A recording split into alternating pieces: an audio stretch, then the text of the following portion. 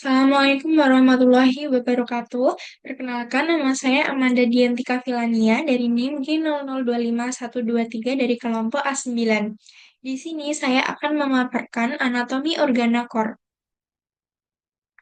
Terdapat soal, Supiyadi 65 tahun datang ke IGD dengan keluhan nyeri tumpul pada dada sebelah kirinya.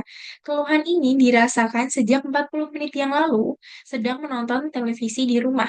Dokter mencurigai Pak Supiyadi ini mengalami serangan jantung. Nah, di sini terdapat pertanyaan, jelaskan struktur eksternal core, kemudian jelaskan struktur internal core, kemudian jelaskan valvula cordis dan mekanisme kerjanya. Oke, langsung aja. Di sini ada core eksterna. Ini bisa kita lihat gambarnya. Nah, setiap core itu dapat diidentifikasi adanya apex, basis, dan tiga fasies, yaitu ada fasies sternocostalis anterior, fasies diafragmatica, dan fasies pulmonalis. Nah, basisnya sendiri itu mengarah ke bahu kanan, sedangkan apexnya dia mengarah ke panggul kiri. Basis cordis itu terdiri dari atrium dextrum yang menghadap ke belakang ke arah craniolateral dextra dan apex cordis. Kalau apex cordis dia tuh mengarah ke ventricular sinistra. Nah, di sini terdapat tiga, yaitu fascia sternocostallis. Fascia sternocostallis terutama itu dibentuk oleh ventriculus dexter dan atrium dextrum, yang diantaranya terdapat sulcus arterioventricularis, dan pada pinggir kirinya juga disusun sedikit oleh auricula sinistra. Kemudian yang kedua ada facies diaphragmatica, terutama dibentuk oleh ventriculus dexter et sinister, yang dipisahkan oleh sulcus interventricularis posterior yang bersandar pada sentrum tendinium diafragmatica. Nah, yang ketiga yaitu ada facies pulmonalis. Nah, ini tuh dibentuk oleh ventriculus sinistra yang membentuk impresokardiaka pada facies medialis pulmo sinister dan atrium dextrum untuk pulmo dexter. Oke, selanjutnya bisa kita lihat ini ada gambar dorsal dan sebelah kanan dorsal dan sebelah kiri ini ada gambar ventral. Nah, ini tuh terdapat empat ruangan jantung, yaitu ada atrium dextrum, atrium sinistrum, ventriculus dextrum, dan ventriculus sinistrum. Nah, auricula jantung ini dia tuh beda dengan yang lain dan dia tuh merupakan struktur pelengkap atrium yang menonjol yang merupakan sisa atrium kanan janin. Nah, auricula ini juga dapat meredakan tekanan tinggi di atrium dengan meningkatkan kapasitas atrium pada saat stres. Nah, permukaan dalamnya ini tuh kayak contohnya seperti atrium anterior atrium itu dia mengandung musculus stachyanthe yang menyebabkan penampilannya menjadi lebih kasar. Nah, yang kedua di permukaan jaringan luar jantung ini juga terdapat banyak sulcus-sulcus tempat lewatnya pembuluh darah jantung. Nah, contohnya tuh apa sih? Oke, contohnya itu ada sulcus coronarius, yaitu tempat lewatnya arteri koronaria. Kemudian ada sulcus interventricularis anterior, itu tempatnya lewat arteri interventricularis anterior. Oke, next. Bisa kita lanjut aja. Oke, ini ada skeleton cordis. Fungsinya sendiri itu untuk melekatnya myocardium. Nah, itu sebagai kerangka kor. Kemudian juga tempat perlekatannya kuspis atau katup jantung. Kemudian juga untuk isolator atau impuls antara atrium dan ventricle. Kemudian ini tuh terdiri atas annulus fibrosus, kemudian ada trigonum fibrosum, dan pars membranacea. Kemudian juga ada septum interventricular dan intraarterial dan arteri ventrikular. Nah, skeleton cordis ini fungsinya untuk apa sih? Dia tuh juga berperan sebagai isolator agar potensial aksi yang terjadi pada atrium ini dan ventrikel terjadi secara pisah sehingga kontraksinya itu menyebabkan ventrikel dan atrium dapat terjadi secara berurutan. Oke, selanjutnya ini ada gambar bisa kita lihat di sini ada trigonum fibrosum sinistrum, kemudian di sini juga ada annulus antriventricularis sinistra, sesuai yang saya jelaskan tadi. Di sini juga ada annulus antriventricularis dextra. Di sini ada annulus fibrosus valva aorta, letaknya di sini. Kemudian ini yang atas ada annulus fibrosus valva bronchipulmonalis. Oke, yang kedua ada cor interna. Di sini yang pertama ada atrium dexter. Atrium dexter ini tuh kayak terdapat bagian-bagiannya. Ada yang pertama ada bagian halus, itu ada sinus vanarum cavarum. Kalau bagian kasar dari atrium dexter itu musculus pectianti atau yang disebut dengan auricula crista. Auricula dextra. Nah, bagian halus dan kasar ini dia tuh dipisahkan oleh crista terminalis, itu bagian dalam, dan sulcus terminalis, itu bagian luar. Kemudian juga ada fossa ovalis atau limbus fossa ovalis, itu obliterasi dari foramen oval yang berada di septum intraarterial. Kemudian selanjutnya juga ada ostium arteri vena dextra. Nah, ini tuh kayak menghubungkan dengan ventriculus dexter. Kalau ostium sinus coronaris ini Ostium sinus coronaria, ostium sinus, ostium sinus coronaria, ostium sinus coronaris itu contohnya kayak valvula TBC. Kemudian kalau yang vena cava inferior itu contohnya kayak valvula Eustachy. Nah, ini muaranya kalau vena cava superior itu bermuara di ostium vena cava superior. Kalau vena cava inferior, berarti kebalik sama ostium vena cava inferior. Jadi kayak sama, kalau di vena cava superior, berarti dia dimuarai juga oleh vena cava superior, ostium vena cava superior. Nah, begitu. Kayak sedangkan pada sinus coronarius, dia tuh dimuarai oleh ostium sinus coronarius. Kalau vena cordis minimae itu dimuarai oleh foramina venarum minimarum, yaitu lokasi nodus arteri vena. Nah, ini tuh kita lanjut aja. Selanjutnya ada ventriculus dexter. Hmm.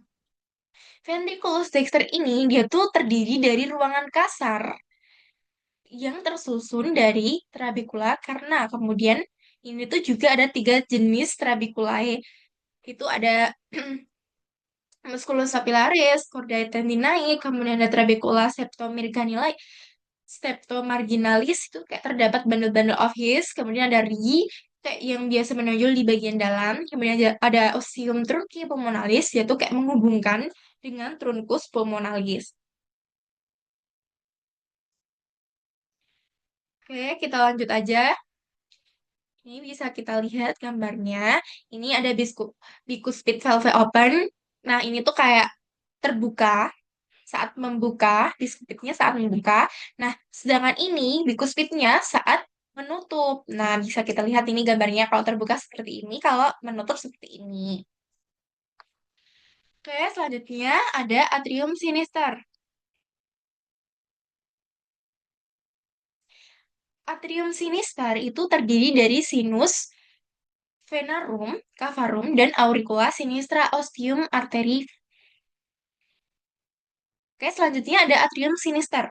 Nah, dia terdiri dari sinus.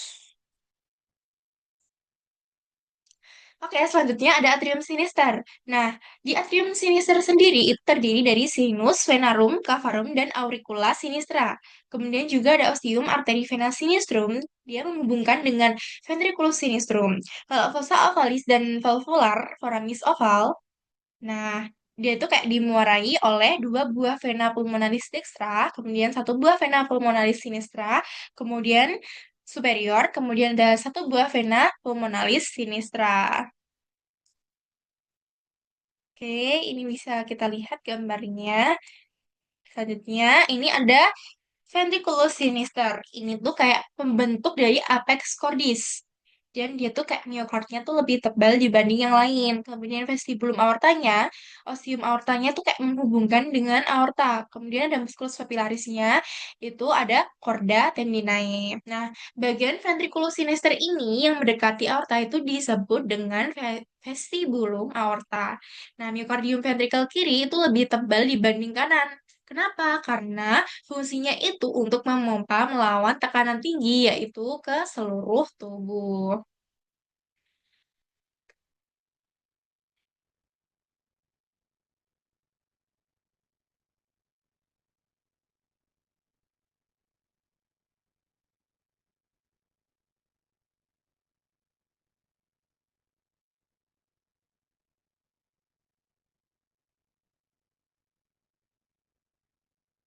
Baik, selanjutnya ada valvula cordis dan mekanismenya.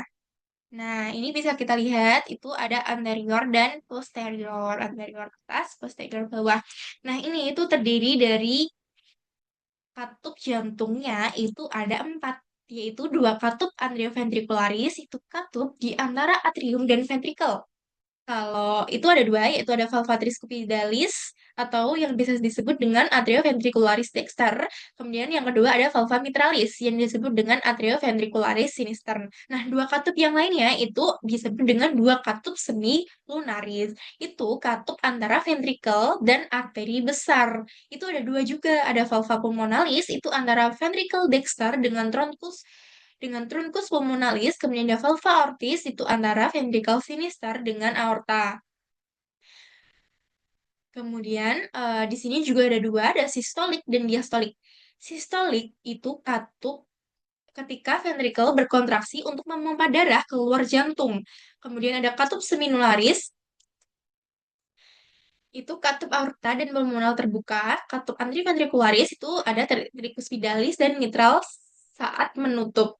Kemudian yang kedua ada diastol, itu kayak eh, ketika ventricle itu berrelaksasi dan terisi darah dari atrium. Kemudian ada katup seminular tertutup dan katup antiventricularis yang terbuka. Oke, di sini yang pertama ada valva cordis. Valva cordis itu ada empat ya, tadi dibagi dua dan dibagi dua dua. Oke, selanjutnya ada valva cordis. Di sini ada valva tricuspidalis. Valva tricuspidalis atau valva atrioventricularis dextra itu di antara atrium dan ventriculus dextra. Dia itu terdiri atas tiga valvula atau cuspis anterior, posterior, dan septal. Kemudian ada valva mitralis atau valva atrioventricularis sinistra itu di antara atrium dan ventriculus sinister. Kemudian yang selanjutnya ada valva mitralis, itu terdiri dari dua cuspis, itu anterior dan posterior. Nah, tiap cuspis sendiri itu akan menghubungkan dengan musculus capillaris yang berada pada ventriculus oleh chorda tendinae. Nah, mekanisme kerjanya sendiri itu gimana sih? Jadi, mekanisme katup anterioventricularis ini dia tuh ventricle relaksasi atau tekanan di dalam ventricle rendah, maka cuspis tergantung lemas. Nah, kedua valva antiventricularis ini bakal terbuka dan darah masuk ke ventricle. Setelah itu, darah di ventricle kan bakal penuh nih.